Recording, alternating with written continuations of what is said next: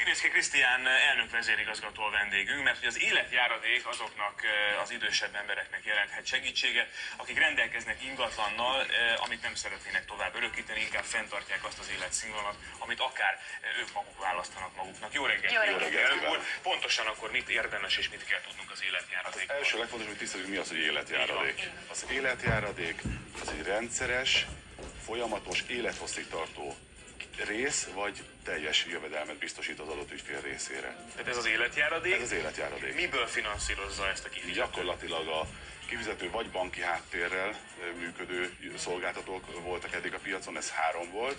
Jelenleg ők nem működnek, hiszen a piaci válság miatt fölfüggesztetik a tevékenységüket. Mi vagyunk az első olyan, akik magántőkéből finanszírozunk ezeket a kifizetéseket, ezeket a járadékokat.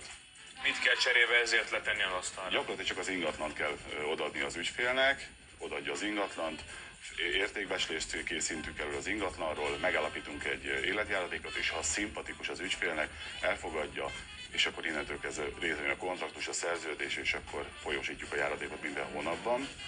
Ami nagyon fontos még, hogy minden évben egyszer a KSH adatai alapján mi ezt infláció követővel megemeljük. Tehát reál értéken igyekszünk tartani ezt a bevételt, ezt a jövedelmet. Ez azt jelenti, hogy az ingatlan tulajdonjoga száll át annak, aki arra tehát a járadék szolgáltató tulajdonába száll át az ingatlan, azzal a kikötéssel, hogyha egy időn belül, nálunk ez úgy működik, hogy a 60. napon legkésőbb nem kapja meg az adott ügyfél az arra a hónapra eső járadékát, akkor visszaszáll a tulajdon a járadékos birtokába. Tehát abszolút nincs veszélyeztetve az élete munkája, az az ingatlant, amit az élete munkája során összehozott, megvásárolt, azt nem veszélyezteti, mert azonnal visszakerül a tulajdonába, ha nem fizet. Amikor ez a tulajdonjog megváltozik, attól a pillanattól kezdve azért a nyugdíjas, feltehetően nyugdíjas maradhat ebben az ingatlanban? Természetesen élethosszig tartóan ott lakik az ingatlanban.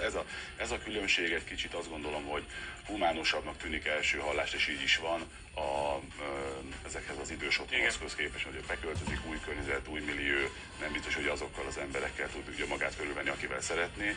Így a megszokott környezetben, az otthonában, azokkal a tárgyakkal, bútorokkal és személyekkel veszi továbbra is körül magát, akivel eddig. Biztonságban érzi magát. Abszolút. Mennyi időskortól lehet ezt igényelni? Hát ez különböző a piaci szolgáltatóktól függően, nálunk ez 70 éves életkort be kell ahhoz tölteni, hogy jelentkezhessen. Házaspárok esetében elég, hogyha csak az egyik elérte ezt az életkort. Ez egyébként haszonélvezeti jog, amit ők kapnak, használati jog és életjáradéki jog.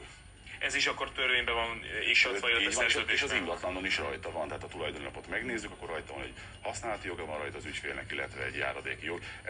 Erre hivatkozva tudja érvényesíteni ezt a 60 napos késedelmes visszabirtoklást az ügyfél adott esetben. Utolsó kérdésem 2 számra vonatkozik, illetve 1 számra. Milyen értékhatárt kell elérni az ingatlannak? Említett, hogy van értékbecslés. Így van. A Budapest és Pest megye 20 millió forint az alsó értékhatár, vidéken ez 13 millió forint.